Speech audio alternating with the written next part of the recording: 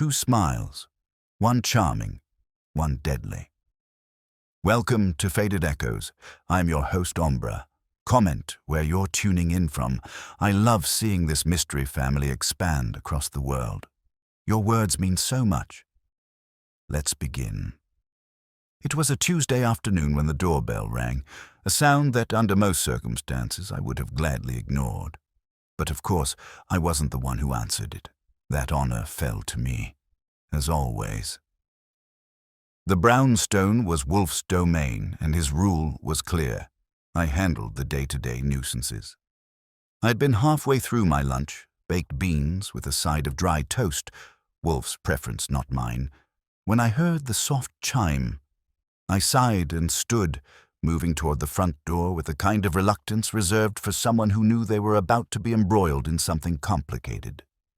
I opened the door to find a man standing there, tall, neatly dressed in an immaculately pressed suit, his hair combed back with a precision that screamed old money.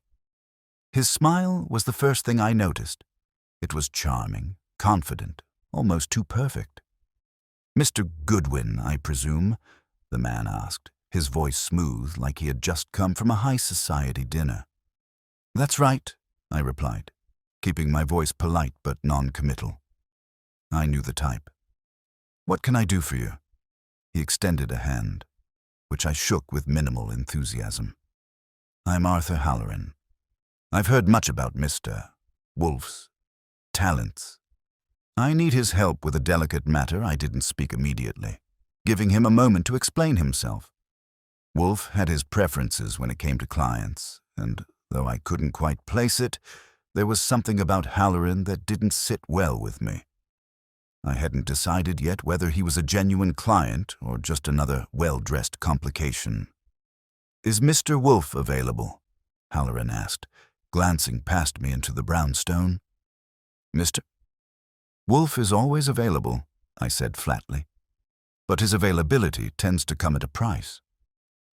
"You'd be wise to come to the point quickly." Halloran gave a short laugh, as if the bluntness had caught him off guard, but he quickly masked it with that same disarming smile. "It's not that I expect free service. It's just that I have a problem that needs solving." I raised an eyebrow. "A problem, huh? Go on." He stepped inside, clearly uninvited but comfortable in his own skin. "It's about a man named Charles Faulkner. He's a colleague, someone who works with me in business. But he's also a problem. A dangerous one, I think. He's been getting too close to something that doesn't concern him, and I'm afraid the consequences might be irreversible. Faulkner. He sounds like someone who's already made himself a target," I said, as the hairs on the back of my neck stood up. The way Halloran spoke of him, detached, almost clinical, suggested there was more to this than just business. Halloran gave me a look that told me I wasn't wrong. "Not a target, Mr. Goodwin, a liability. Someone who knows too much, someone who's been poking around in places he shouldn't be." I gestured toward the study. "You'll have to explain that to Mr. Wolfe. He's the one who handles these kinds of problems, but I'll warn you, he doesn't take kindly to being rushed." Halloran followed me into the brownstone, his footsteps echoing in the quiet halls. When we reached Wolfe's study, I knocked twice before entering. Wolfe was sitting as usual, his large frame filling the chair with its indomitable presence. He didn't move, didn't look up, but I knew he was aware of every detail in the room. "Mr. Wolfe," I said, "this is Arthur Halloran. He's got a problem with a man named Charles Faulkner." At the mention of Faulkner's name, Wolfe finally glanced up, his eyes sharp behind those signature glasses. He said nothing at first, but I could feel the slight shift in his posture. Wolfe was rarely interested in the affairs of business unless something was afoot, something more than a mere financial dispute. Halloran took a breath, clearly trying to find the right way to begin. "Mr. Wolfe, I need your help with Charles Faulkner. He's involved in things he doesn't understand. And now he's become a threat." Wolfe raised a brow. "A threat, you say? In what manner?" I've tried warning him, Halloran continued, his voice still smooth but now tinged with something darker. But Faulkner doesn't listen. He's digging into my affairs, my business. He's too curious, and when men get curious about things they shouldn't, they start getting dangerous. I'm afraid he knows something he shouldn't. Wolfe leaned back in his chair, his fingers steepled. Mister? Halloran, if you're suggesting that, Mister. Faulkner's curiosity has crossed into danger, then you must be prepared to tell me exactly what it is he knows. Only then will I consider involving myself in this matter. Halloran hesitated, but only for a moment. He knows about my involvement with the Blackwood Group. The Blackwood Group's ties to certain criminal elements. He's not just a businessman, Mr. Wolfe. He's a man who will expose you without a second thought. I could see Wolfe's expression harden, just slightly. The mention of the Blackwood Group was enough to make anyone sit up and take notice. They weren't a name I'd encountered often, but I'd heard whispers of their reach, their influence, and how easily people disappeared when they crossed paths with them. Go on, Wolfe said, his voice calm, but there was a new edge to it. Halloran took a deep breath, his composure faltering for just a moment. I didn't want to involve anyone, but I have no choice now. Faulkner has to be dealt with. I can't have him spreading rumors or looking too closely. He's too much of a liability. I felt the shift in the room. Then, the weight of Halloran's words sinking in. There was something more behind this than just a business disagreement. The way Halloran spoke, the carefully controlled panic in his voice, it all pointed to a much darker truth. I see, Wolfe said, finally rising from his chair. And how exactly do you propose we deal with Mr. Faulkner? Halloran's smile reappeared, this time colder, more calculating. I leave that to you, Mr. Wolfe. I'm sure you'll figure out a way. And just like that, I knew we were dealing with more than just a man who wanted to silence a business associate. We were dealing with a carefully planned move, a dangerous game, and I was starting to understand that the stakes were much higher than either of us had realized. The man who smiled twice had already made his move, and now it was our turn. Wolfe's gaze remained steady on Halloran, his expression unreadable as the man spoke. The room seemed to quiet around us, the weight of the conversation settling like a thick fog. I could see Halloran's calculated calm begin to slip, just enough to reveal a crack in his facade. Wolfe wasn't fooled by it. He never was. Mr. Halloran, Wolfe said, his voice smooth and controlled. You've come to me with a problem that involves more than just your business dealings, and if you expect me to simply solve it for you, I must first understand the full scope of the situation. What exactly is Charles Faulkner involved in that makes him a danger to you? Halloran's eyes shifted briefly, his smile faltering for a moment before he forced it back. I already told you, Mr. Wolfe. He's involved in things he shouldn't be. He's too close to certain groups that would have no problem using him for their own ends. I'm afraid he's been manipulated, if not directly threatened. Wolfe's eyebrows rose, a small but significant reaction. Threatened, you say? By whom? And how exactly does Mr. Faulkner fit into this larger picture of yours? Halloran's hand tightened into a fist, and for the first time he seemed genuinely on edge. I can't say for sure, Mr. Wolfe. But I know he's digging into things that go far beyond anything we've discussed. There are people with a lot of influence, people who control things without being seen. Faulkner has been in contact with them, and that makes him a liability. I stayed quiet, watching, letting the tension build. Halloran was hiding something. He knew more than he was letting on, but he was careful not to give too much away. The way he spoke about Faulkner was telling. It was more than just business rivalry. There was a personal stake here, a deeper connection to the people he was involved with, the unseen ones. You must understand, Halloran continued, his tone turning more desperate. I don't want to hurt him. I just need to make sure he stays quiet. He's too much of a risk now. And with the Blackwood Group involved, yes, the Blackwood Group. Wolfe's voice was sharp, cutting through Halloran's words with the precision of a surgeon's scalpel. The name rings a bell. Not one I care to investigate further, but one that undoubtedly holds weight. You're telling me that Mr. Faulkner has attracted the attention of the Blackwood Group, and now you want me to clean up his mess? Halloran's lips pressed into a thin line, and for a moment I saw the mask of confidence crack, just enough for me to catch a glimpse of something darker beneath. He wasn't asking us to solve a problem. He was trying to manipulate the situation to his advantage. The man was no stranger to playing dangerous games, but I was beginning to suspect he wasn't the one calling the shots. I'm not asking you to clean up anything, Mr. Wolfe. I'm asking you to find Faulkner before someone else does. And when you do, I want him to disappear. Quietly. No mess. No blood. Disappear? Wolfe repeated, his voice almost like a whisper. You want me to make him vanish, without a trace, because he's been digging into something you think is dangerous. I see. I didn't say it like that, Halloran said quickly, his eyes darting around the room as though looking for something he could use to shift the conversation. But yes, that's what I'm asking.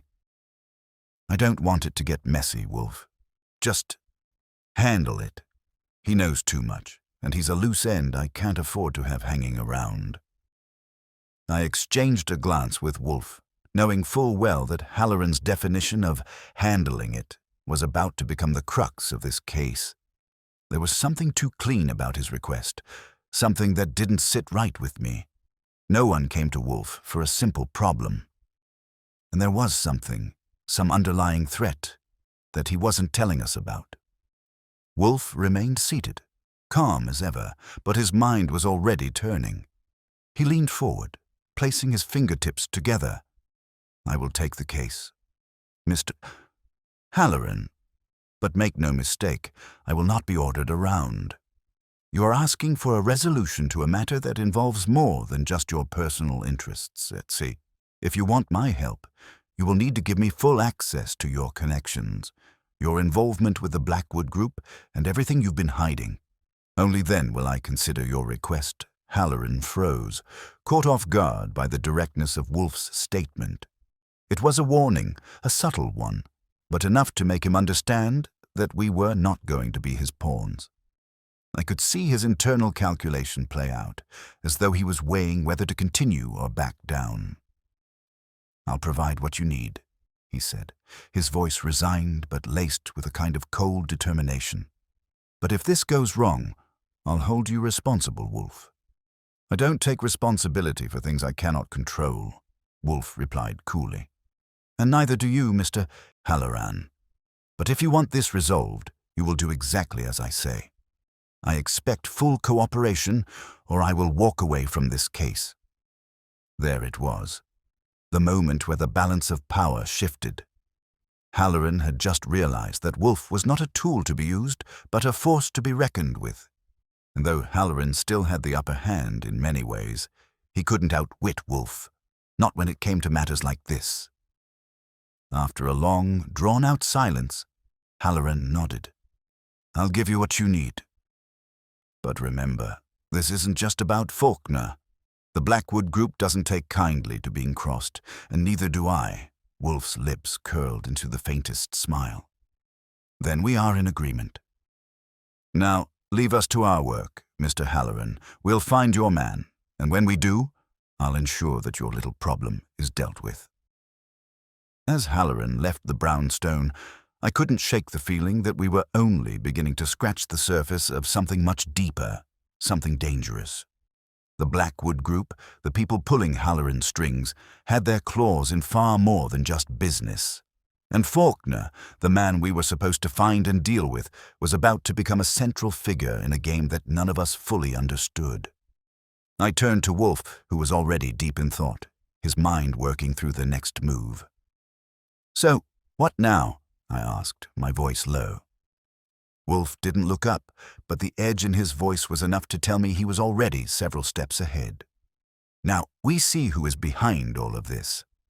And when we do, we'll expose them for the frauds they are. I knew what that meant. It was time to unravel the Blackwood Group's secrets, and once we had the answers, there would be no turning back. The following day felt heavy with anticipation as we prepared to dig deeper into Halloran's world.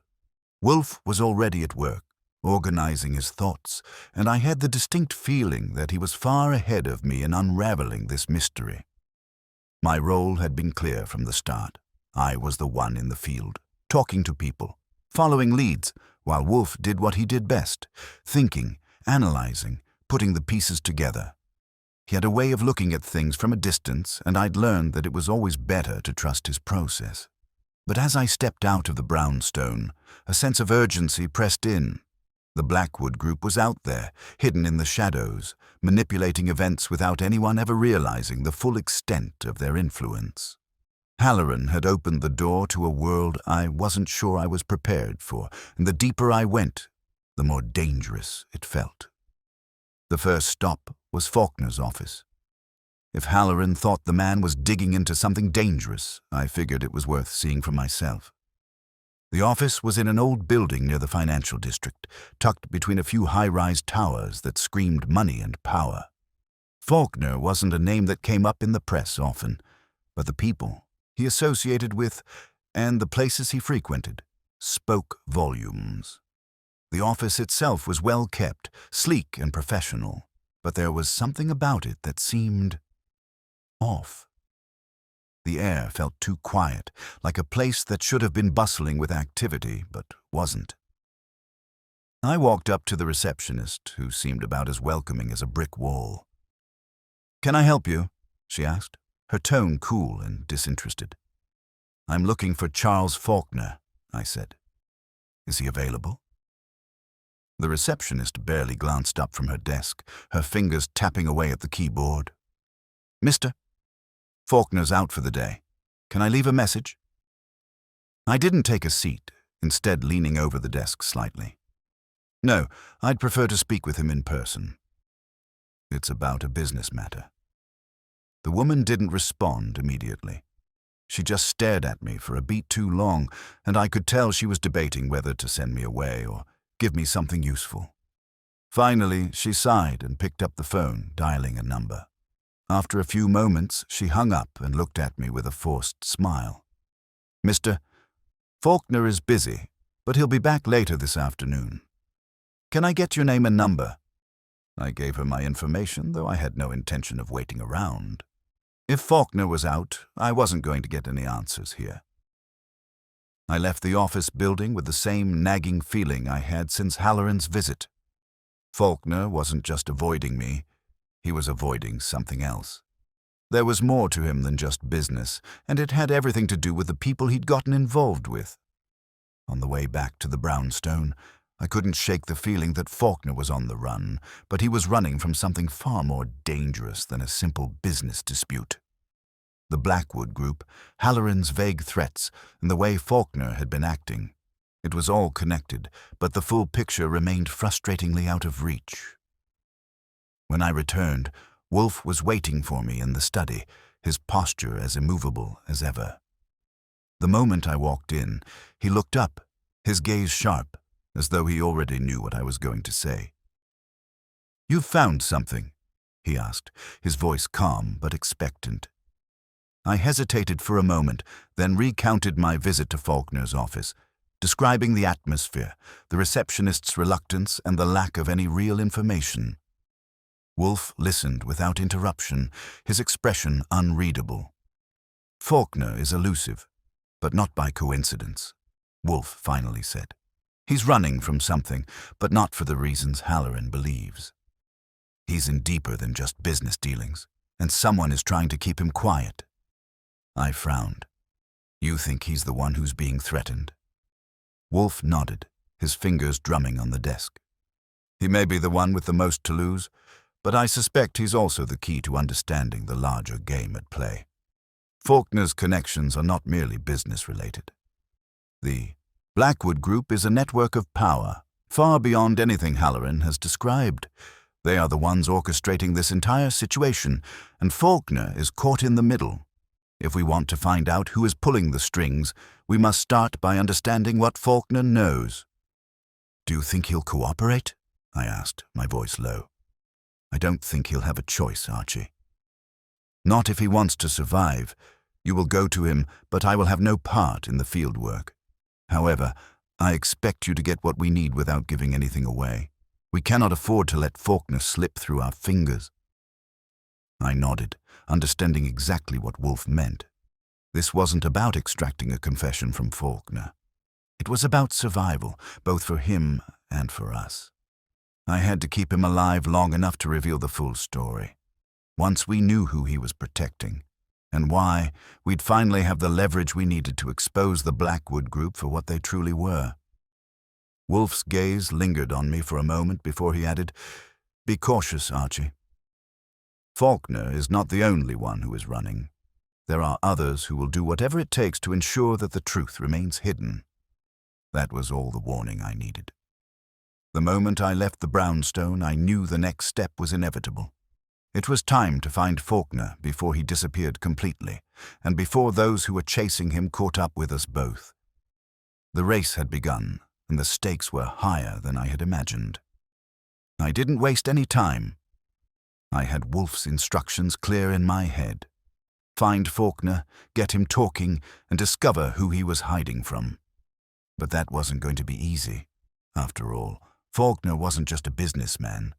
He was tangled in something much darker, and I had a feeling that any move I made might be watched. The more I thought about it, the more the urgency hit me. If we didn't get to him first, the Blackwood Group would. I headed straight to the address where Faulkner had last been spotted. His apartment building, an upscale structure in the West Village, was located in a neighborhood that seemed to breathe wealth and power, the kind of place that could shelter someone with more enemies than friends. I parked down the street, careful not to draw attention, and made my way toward the entrance. The doorman greeted me with the same neutral courtesy one might offer a complete stranger, though his eyes gave away the fact that he had noticed my approach. I wasn't exactly blending in. "I'm looking for Charles Faulkner," I said, trying to keep my tone casual. "I'm hoping to speak with him about a personal matter." The doorman's face tightened imperceptibly. "Mr. Faulkner isn't in right now. I can take a message. I wasn't interested in leaving a message." "When do you expect him back?"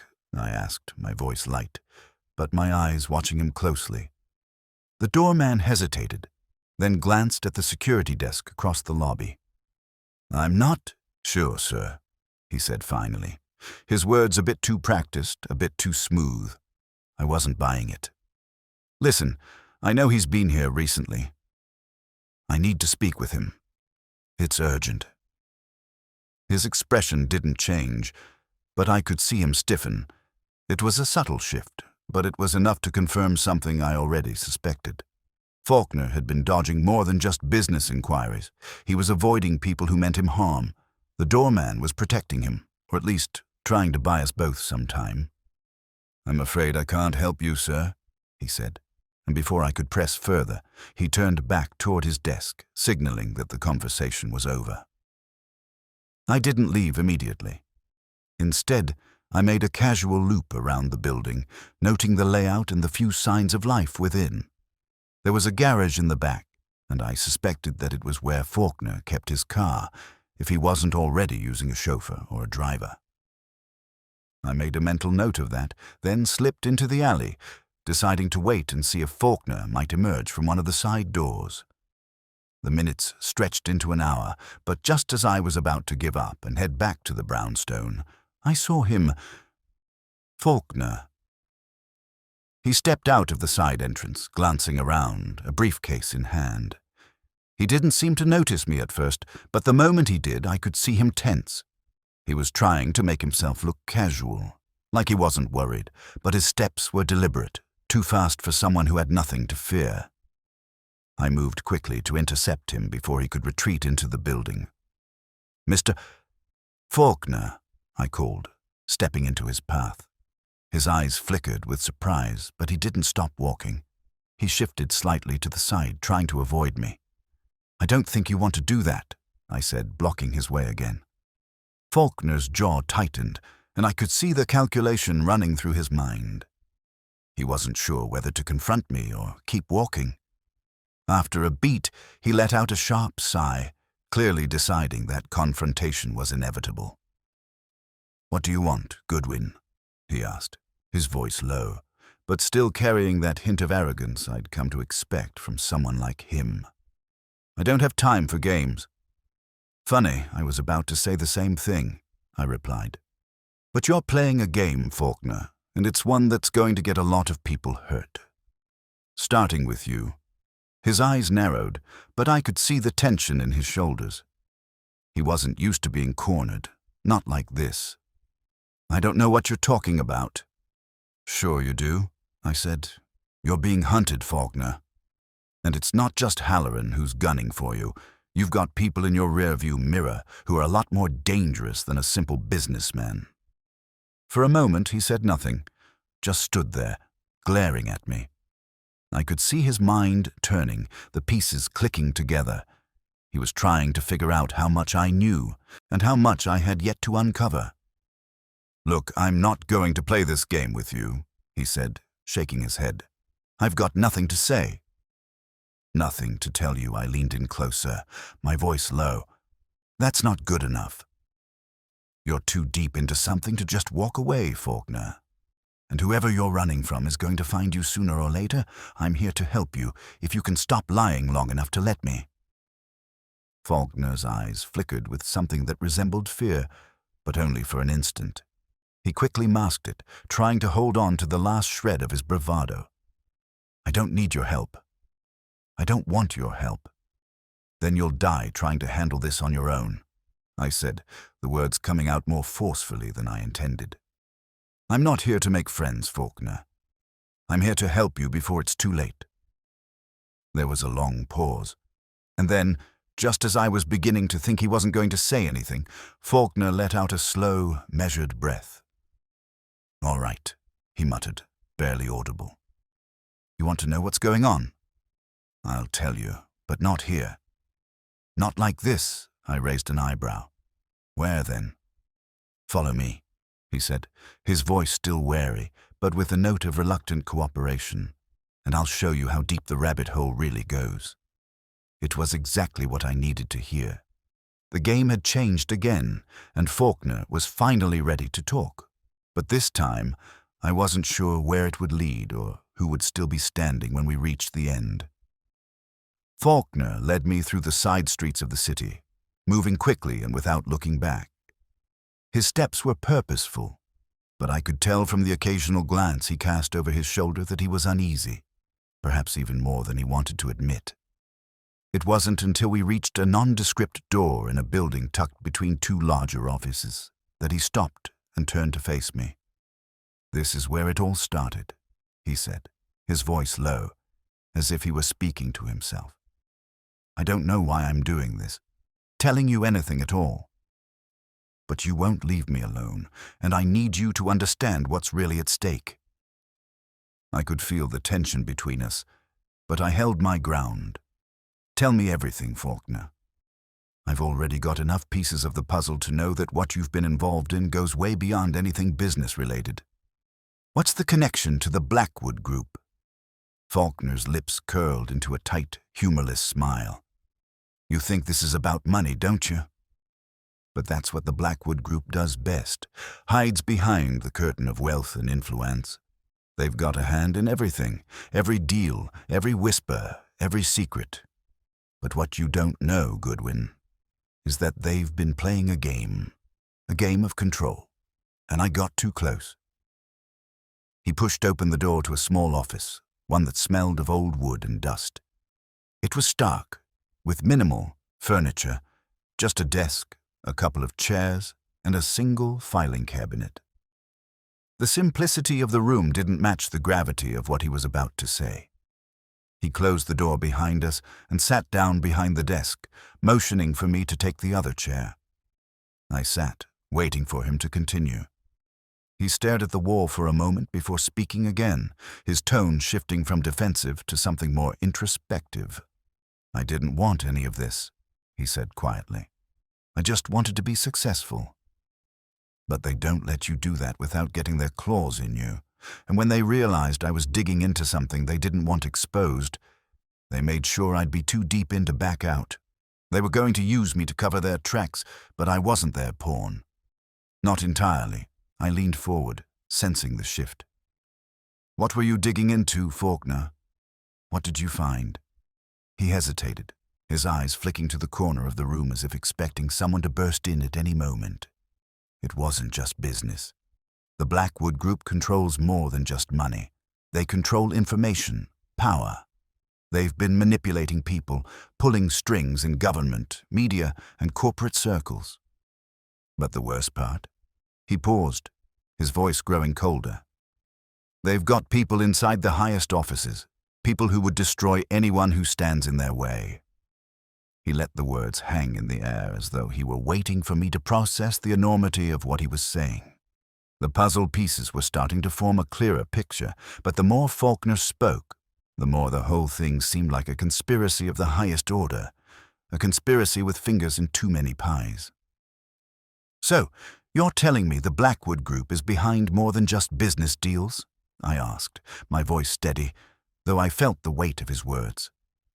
"They've been controlling everything from behind the scenes, politics, media, maybe even law enforcement." Faulkner nodded grimly. "Exactly. And that play, the one Montague was working on, it was about to expose them. It was supposed to be a public unmasking, a way to bring everything into the light, but Henry got too close. He found something that could bring the whole operation crashing down, and when they realized that, they made sure he never finished it. The play became a target, a weapon to be destroyed. I thought about Halloran's request, how he had wanted Faulkner gone before the truth could come out. Now it made sense. Halloran wasn't just trying to protect his own interests. He was covering for something much larger, something far more dangerous, and the Blackwood Group was at the center of it all. "What's the play have to do with it?" I asked. "What did Montague uncover that's so dangerous?" Faulkner rubbed his face, his fingers digging into his skin as if trying to erase the memory of what he'd seen. "I don't know all the details. But the play, Montague's final project, was about more than just theater. It was a blueprint for exposing the Blackwood Group's connections. It had all the names, the meetings, the secret deals. It was a roadmap for anyone who could read it. And if it had been released, it would have destroyed them." I felt a chill creep up my spine. "You're telling me that a play, something that was supposed to be an artistic production, was going to bring down one of the most powerful organizations in the world?" Faulkner nodded. "Exactly. And when they realized what Henry had uncovered, they had to make sure it never saw the light of day. They killed him to silence him, then moved in to erase the evidence. They've been looking for the play ever since, trying to make sure it's buried forever." A sinking feeling settled in my stomach. The Blackwood Group wasn't just a corporate entity. They were a shadow organization, controlling much more than anyone realized, and now they had their sights set on Faulkner and the missing play. It wasn't just about business anymore. It was about power and the lengths they would go to in order to preserve it. "I don't know where the play is," Faulkner added, his voice growing quieter. "I never did. But I know someone who might." I sat up straighter. "Who?" "There's a man," he said, his voice now a whisper. "A former associate of Montague's. He's the one who helped Henry hide the last copy of the play before everything went wrong. His name is Richard Avery. He's been off the grid for years, but if anyone knows where the play is, it's him." A former associate? Richard Avery. The name didn't ring any bells, but I knew one thing for sure. If Faulkner's lead was real, Avery might be the key to everything. "Where can I find him?" I asked, leaning forward. Faulkner hesitated, but then his expression hardened. "That's the problem. Avery's not exactly someone you can just walk up to. He's hiding out in the city, but he's got his own way of staying off the radar. If you want to find him, you'll need to be careful.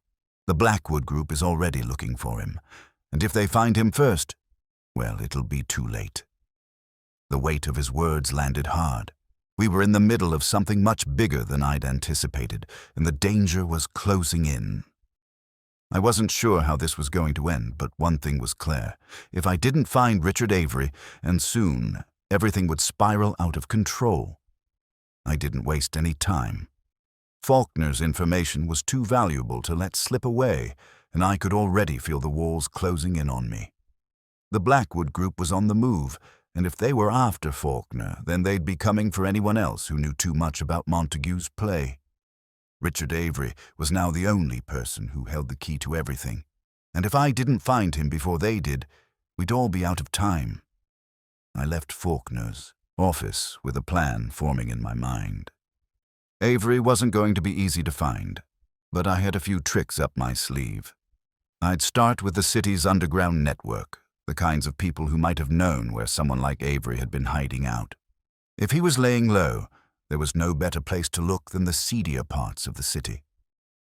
I made my way to a part of town that was as far removed from the high-rise buildings of Faulkner's office as you could get, a place where people disappeared without a trace. The streets were narrow, lined with old brick buildings and dimly lit alleyways. Not the kind of place you'd want to be seen in if you had something or someone to hide. I spent the next few hours talking to the usual suspects, informants, street vendors, and anyone who might have seen something or heard a rumor. But no one knew Richard Avery, or at least no one admitted to it. That's the thing about this city.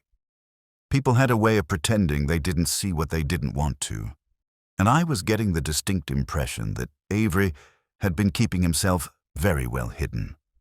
Just as I was starting to feel like I was getting nowhere, I found a break.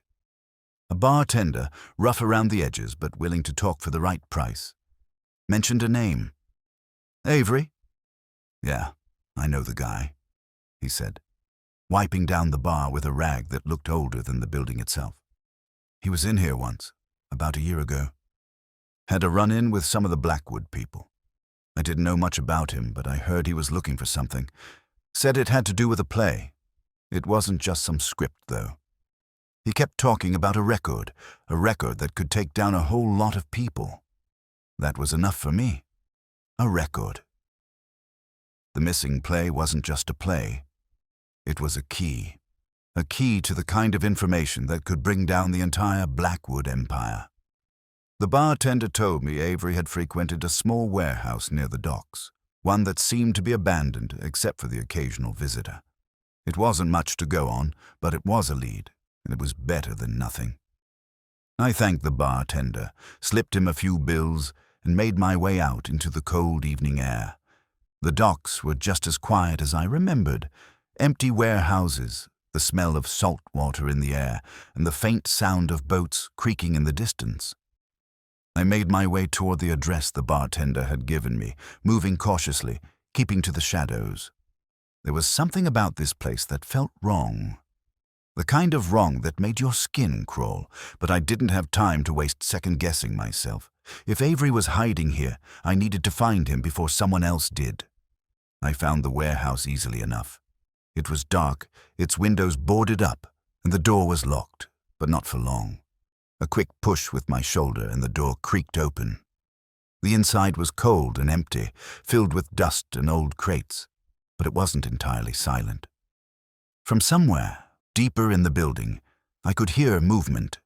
I moved toward the sound, my steps careful and calculated. As I approached, I heard voices, low and cautious, just on the edge of my hearing. I froze, listening intently.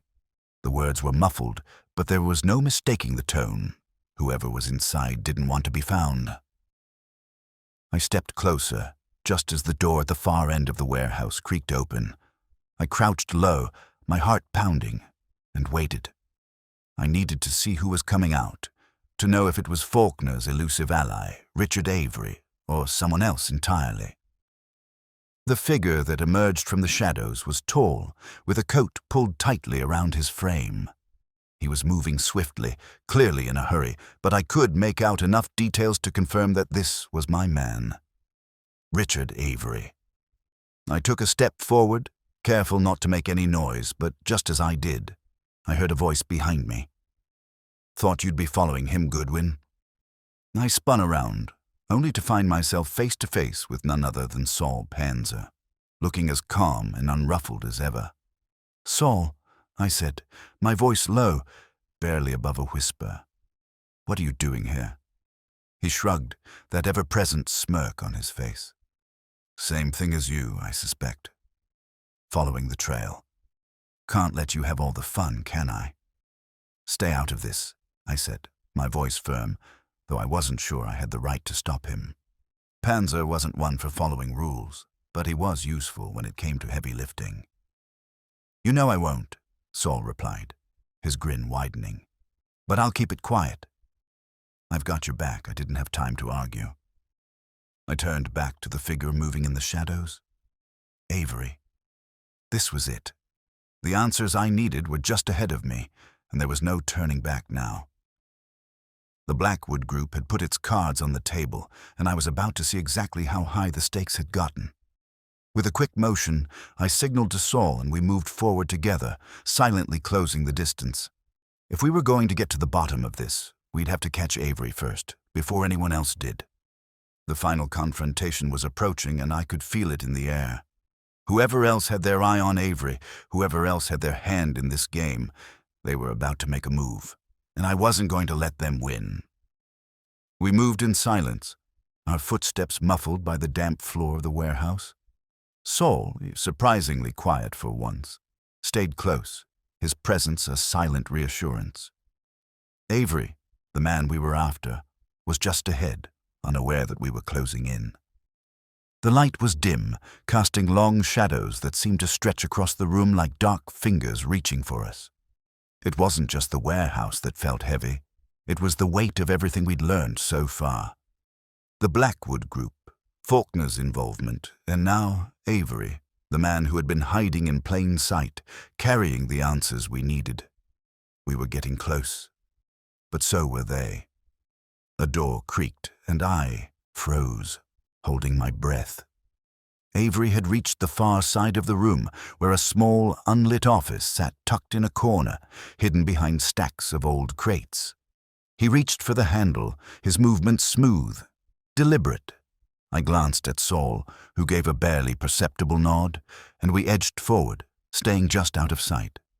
A faint sound from behind, an echoing footstep, warned me. My instincts kicked in before I could think, and I turned quickly, just in time to see a shadow detach itself from the farthest corner of the warehouse. Another figure, moving fast and low. Someone else was following Avery. Someone who knew he was being tracked. I held up a hand to stop Saul, signaling him to stay put. The figure was too far away to identify for sure, but I could tell they weren't here by accident. Whoever they were, they'd been watching Avery, and they hadn't missed us either. I watched for a moment longer, trying to gauge if the figure would get closer or turn around.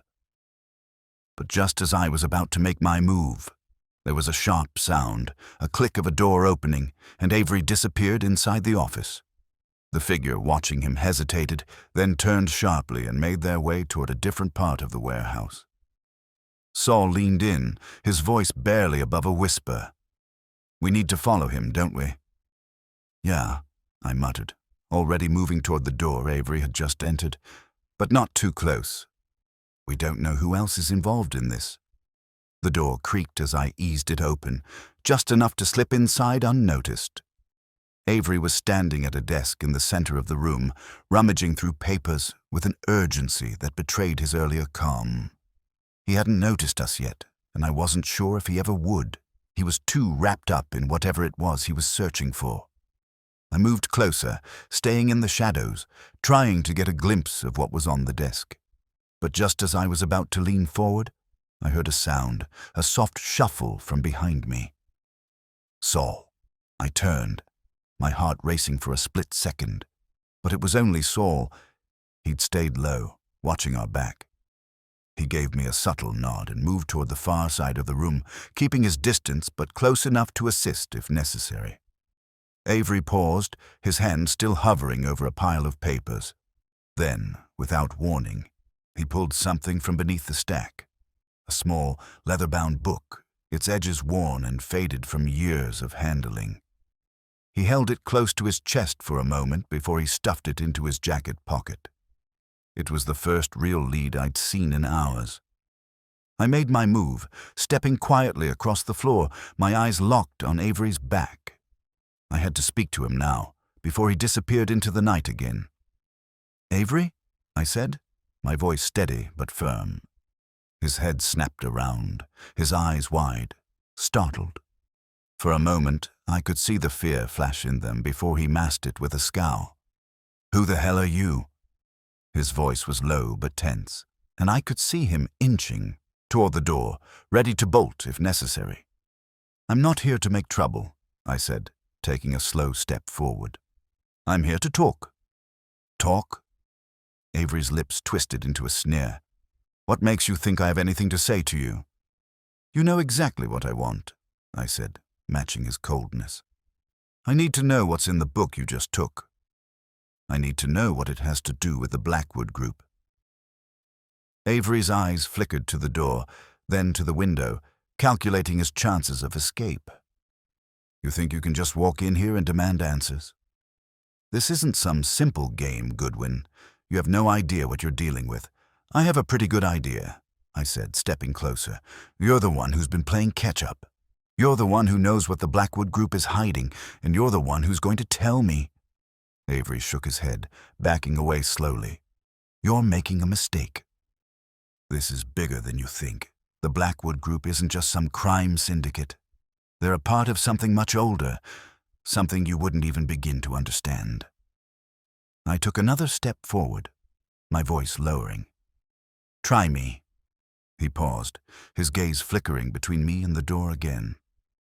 For a moment, I thought he was going to try to run, but instead, he slumped against the desk, his shoulders sagging. "You don't get it. It's not just about the play.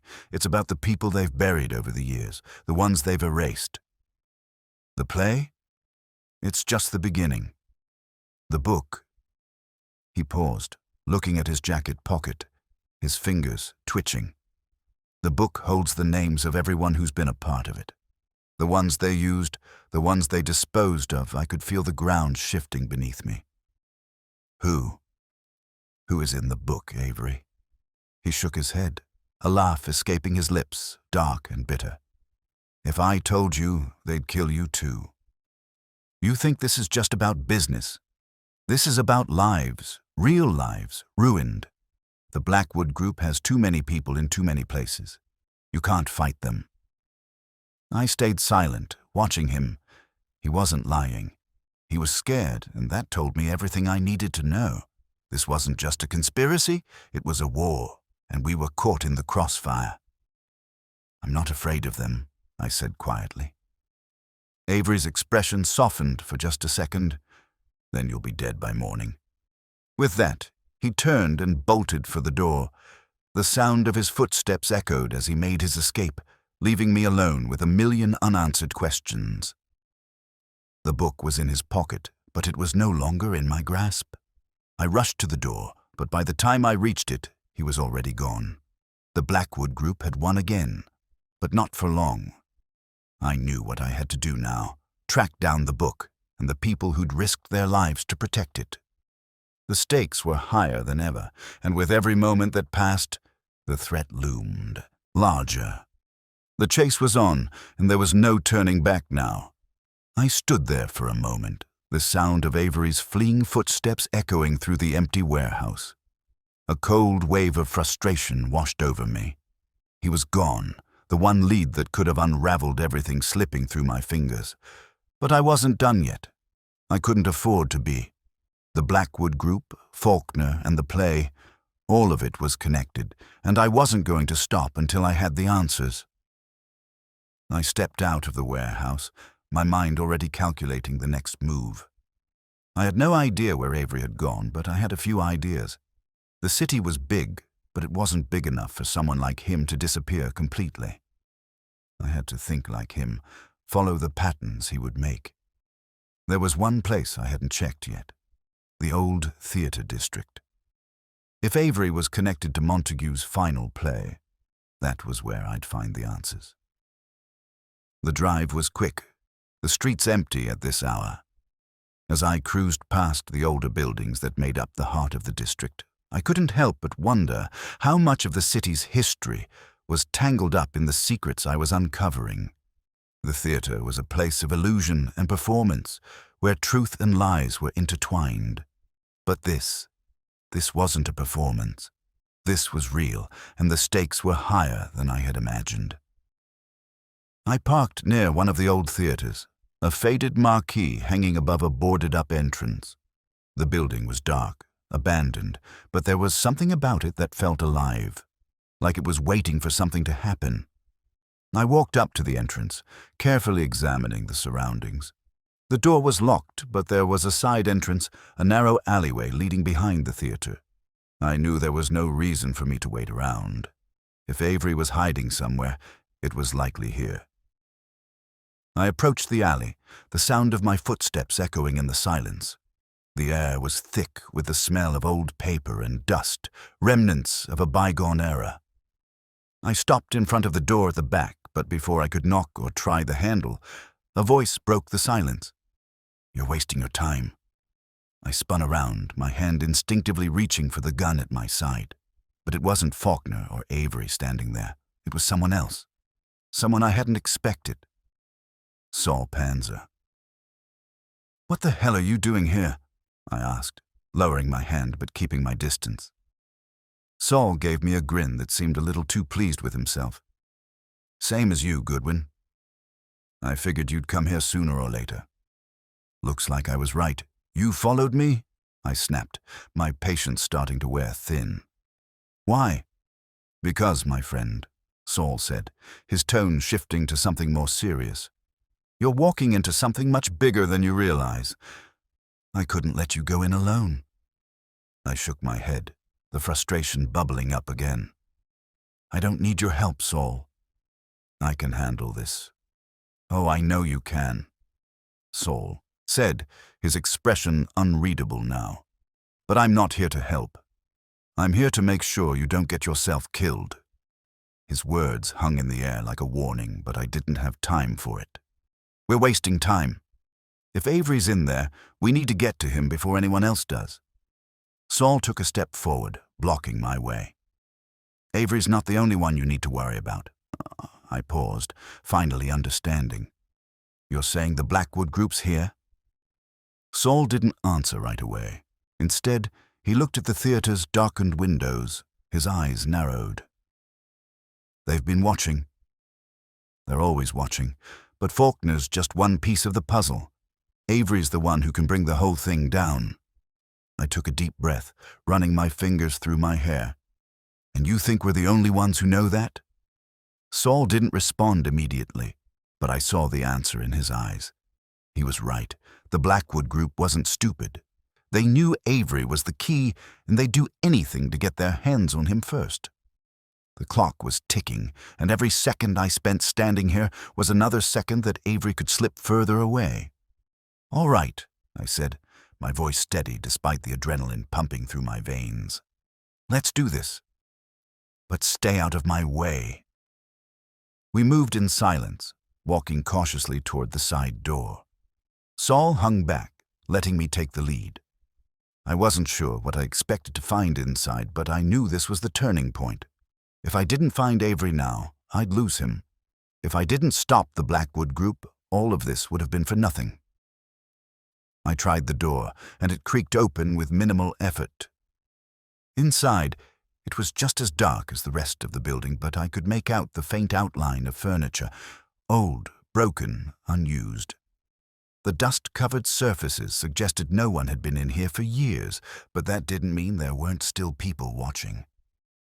We stepped in cautiously, our footsteps muffled by the thick carpet. There were several rooms, all seemingly abandoned, and the only sound was the soft hum of the city outside. My eyes scanned the area, looking for any sign of movement. It wasn't until I reached the far corner of the room that I saw it, an old trapdoor, barely noticeable against the floorboards. Without a word, I moved toward it, crouching down to examine the latch. It was rusty, old, but it gave with little resistance. I pushed it open, revealing a set of narrow stairs that led down into a dimly lit basement. The air was colder here, stale, like something had been left to rot in the dark for too long, but this was it, the place Avery had been hiding. I motioned for Saul to follow me, and we descended the stairs slowly, every creak of the wood beneath our feet sounding far too loud in the silence. The basement was small, filled with boxes, old furniture, and piles of junk.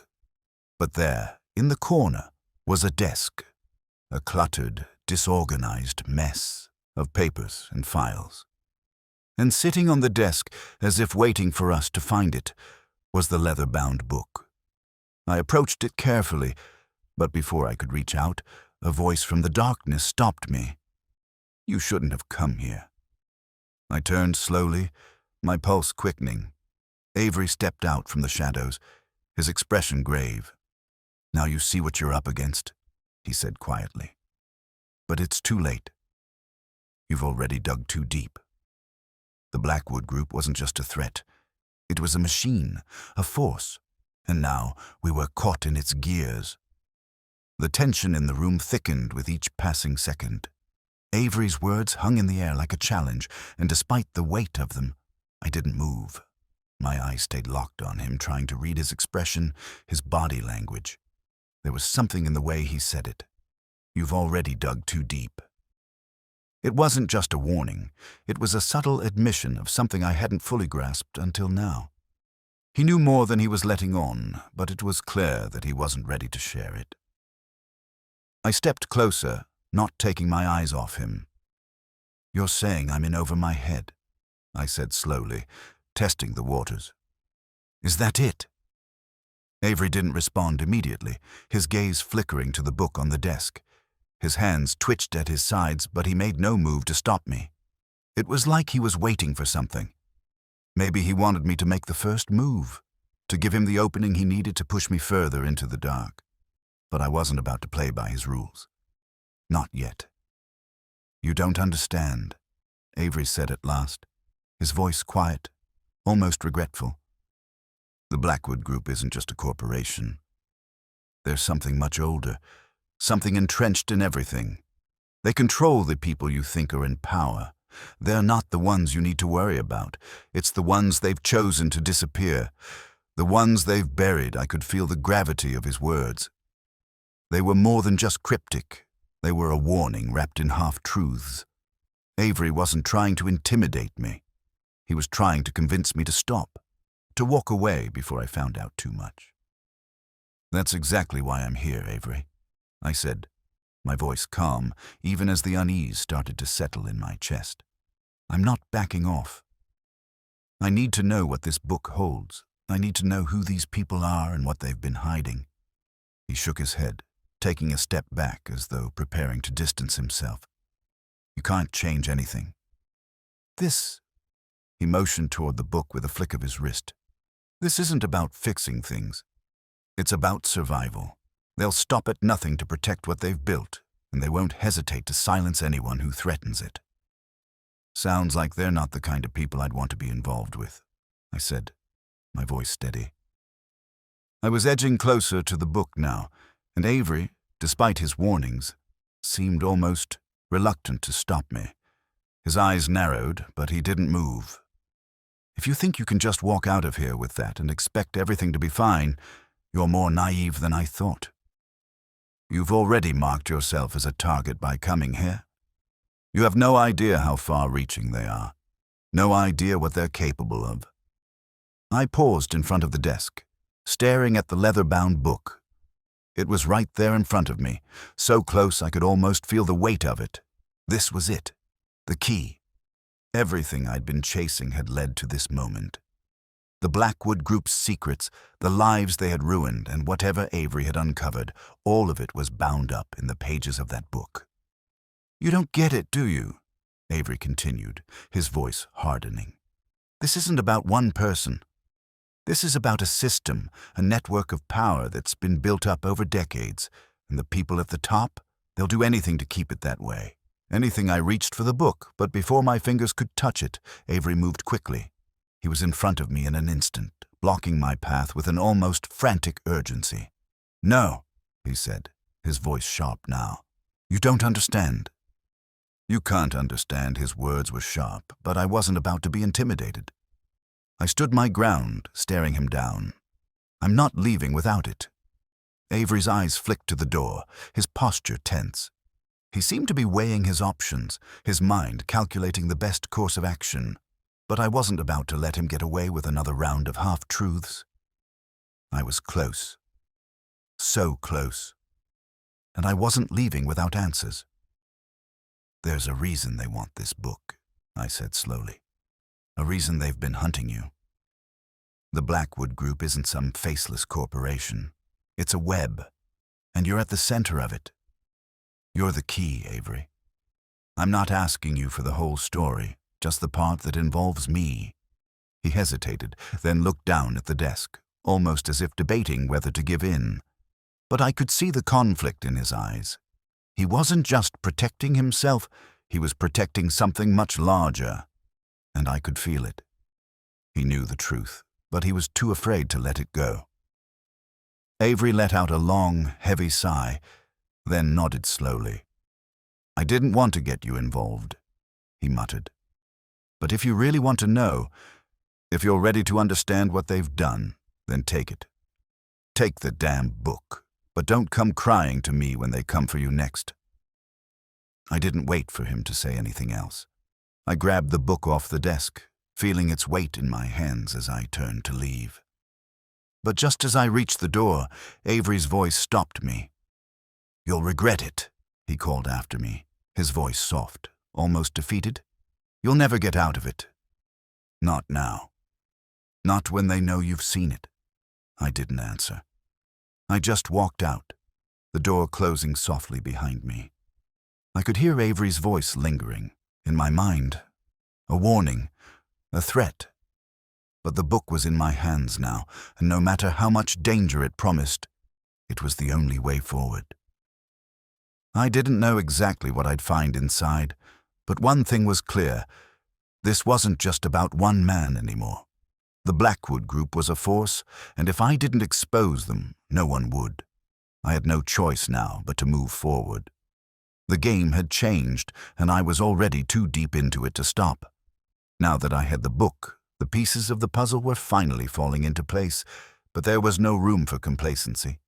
The Blackwood Group wasn't going to let something like this slip away, and I knew they'd be coming after me soon enough. The weight of the leather-bound book in my hand felt like a ticking clock. Its contents could expose everything, but in the wrong hands, it would destroy me just as quickly as it could reveal the truth.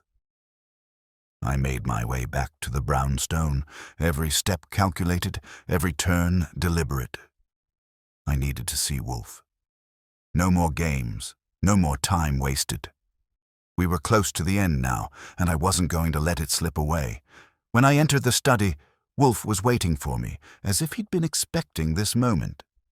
He didn't look up immediately, but his posture shifted, just enough to tell me he knew exactly what I had. "Did you find him?" Wolfe asked, his voice steady, almost indifferent, though I knew he'd been following the threads in his mind as much as I had. I placed the book on the desk in front of him, my hands steady despite the weight of what I was about to reveal. "I did. And I've got everything we need to expose the Blackwood Group." Faulkner was right. It's not just about business. It's about control. And this book holds the names, the records, the proof. Wolfe finally looked up, his sharp eyes scanning the book with the precision only he possessed. He didn't touch it immediately, as though waiting for the right moment. "The Blackwood Group," I said, continuing, "has been manipulating people, controlling the flow of power from behind the scenes. They're involved in more than just shady deals. They've been pulling strings in politics, law enforcement, the media. And Faulkner, he was their loose end. Wolfe's gaze didn't waver, but there was a subtle shift in his demeanor. He was already thinking, already seeing the entire scope of the problem. And now you're telling me this book will reveal all of it? It will, I said, meeting his eyes. It's the blueprint, their entire operation laid out in black and white. If we expose it, they'll be finished. Wolfe took a deep breath, as if weighing the decision. For a moment, the room was silent, save for the quiet ticking of the clock on the wall.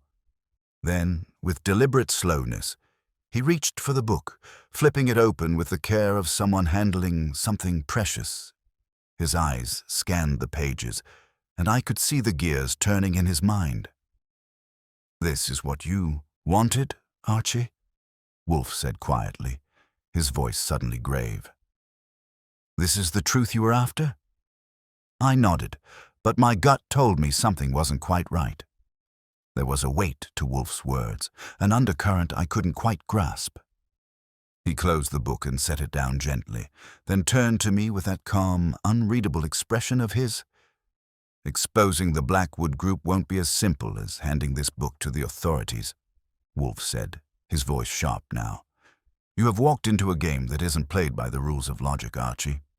And I fear that what you've uncovered will come at a cost far higher than you're prepared to pay." I blinked, the words sinking in. "You mean we can't use it? We can't expose them?" Wolfe shook his head slowly, his fingers tapping the edge of the book. "Not directly. If we reveal this, we'll be signing our own death sentences. The people behind this aren't just interested in their secrets remaining hidden. They'll do whatever it takes to protect what they've built. We'd be walking straight into a trap. But we can't just—" I started, but Wolfe cut me off with a raised hand. "We can't fight them head-on, Archie." Not like this. Wolfe's voice was firm, his usual calm mask now replaced by something much more resolute. "But there are other ways." I leaned forward, intrigued. "What do you mean?" Wolfe sat back in his chair, looking at the book once more. "We've already done the hardest part. We've connected the dots. We've got the evidence. Now, we need to make sure it's in the right hands, without the Blackwood Group knowing who's responsible for exposing them." I felt the realization hit me. Wolfe wasn't backing down. He wasn't giving up on the truth. He was just choosing a different battle. So, what now? Wolfe's gaze met mine, the fire of determination flickering behind his eyes. "Now, we make sure the right people get this information. The ones who can bring them down from the inside without triggering the Blackwood Group's defenses." I thought about the implications of Wolfe's plan. It wasn't just about putting the book in the hands of the authorities. It was about using the very system the Blackwood Group had manipulated to turn the tables on them. We weren't just going to expose them. We were going to use their own power against them. I nodded slowly, beginning to understand Wolfe's genius. "And who do we trust with this?" Wolfe didn't answer right away, but his eyes glinted with something I couldn't quite place. He was thinking again, strategizing. "There are a few names I can trust. But we need to be careful. The moment we expose ourselves as the source, the Blackwood Group will come after us. We'll need to work through intermediaries. People who can handle the fallout." I felt a chill run through me. This wasn't just about finding the truth anymore. It was about surviving it. The Blackwood Group wasn't going to let us walk away, not after everything we had uncovered. Wolfe stood up, his movements deliberate. "We will proceed with caution. We've done enough for now. The next step is to move the pieces into place, and when the time is right, we'll let them make the first move." I felt a surge of respect for Wolfe. He had done what I couldn't. He'd seen the bigger picture, not just the immediate danger, but the long-term plan. We were far from over, but we had the tools to win. As I left the study, I knew the real battle was only just beginning. But this time, we weren't just fighting for the truth. We were fighting to make sure the Blackwood group didn't have the final say, and when it was over, Wolfe would be the one who had won. Not with force, not with violence, but with his mind. And in the end, that was the only weapon that mattered. Weapon that mattered. Weapon that mattered. Weapon that mattered. Weapon that mattered. Weapon that mattered. Weapon that mattered. Weapon that